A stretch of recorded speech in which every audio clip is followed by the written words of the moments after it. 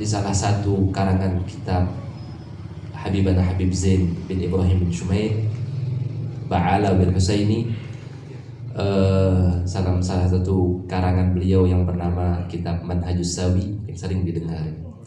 Ada seorang hamba yang kepingin ditimbang amalnya oleh Allah Subhanahu wa ta'ala. Kemudian hamba ini ketika ditimbang amal kebaikannya oleh Allah Subhanahu wa ta'ala, amal keburukannya itu sangatlah banyak. Jadi amal kebaikannya seakan-akan 100 dibanding 1. Tidak ada amal kebaikannya.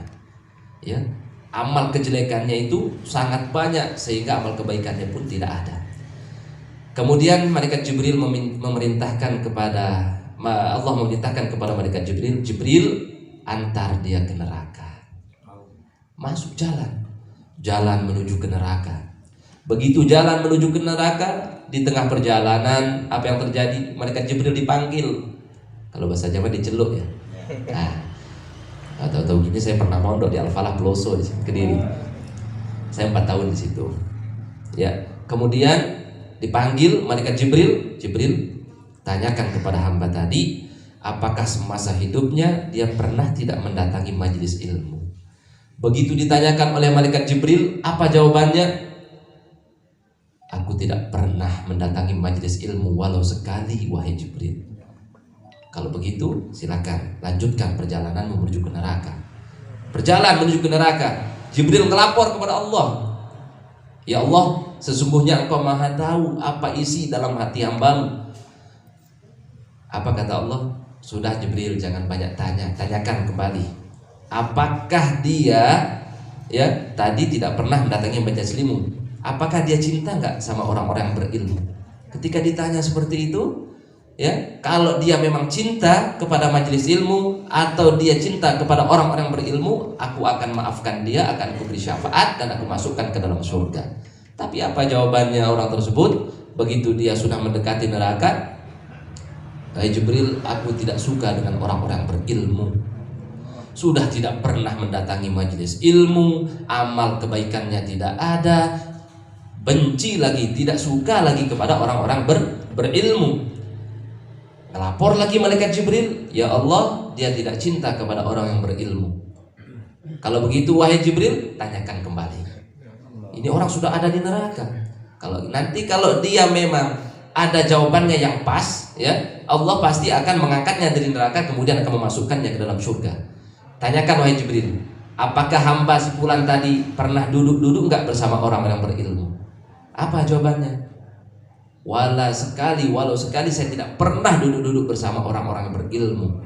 Udah tidak pernah mendatangi majelis ilmu, tidak suka dengan orang yang berilmu, tidak pernah duduk bersama ulama-ulama atau orang-orang yang berilmu.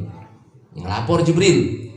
Kalau begitu Jibril, tanyakan kembali, ada enggak nasabnya yang sama namanya dengan orang-orang berilmu? Nasab atau namanya yang sama dengan orang berilmu. Begitu ditanyakan oleh Jibril, ternyata nasabnya tidak ada yang sama dengan orang berilmu. Kalau begitu, wahai Jibril, kembali lagi ke neraka, angkat hambaku tadi dari neraka dan masukkan dia ke dalam surgaku. Loh, kok bisa? Pasti kita heran kan? Kita aja heran, malaikat Jibril aja heran, apalagi kita. Loh, ya Allah, kenapa ini kok bisa? Kok bisa ini orang udah tidak pernah datang ke majelis ilmu, tidak suka sama orang yang berilmu, tidak pernah duduk bersama orang yang berilmu, kemudian nasabnya pun tidak ada yang sama dengan orang berilmu. Kemudian Allah tiba-tiba menyuruh malaikat Jibril untuk mengangkat si fulan tadi dari neraka, kemudian memasukkannya ke dalam surga. Heran Jibril. Sudah Jibril, jangan banyak tanya, angkat, masukkan ke dalam surga. Kemudian malaikat Jibril bertanya, ya Allah, ada apa ini gerangan? Kenapa kok bisa ya Allah? Malaikat Jibril bertanya kepada Allah, kenapa kok bisa ya Allah?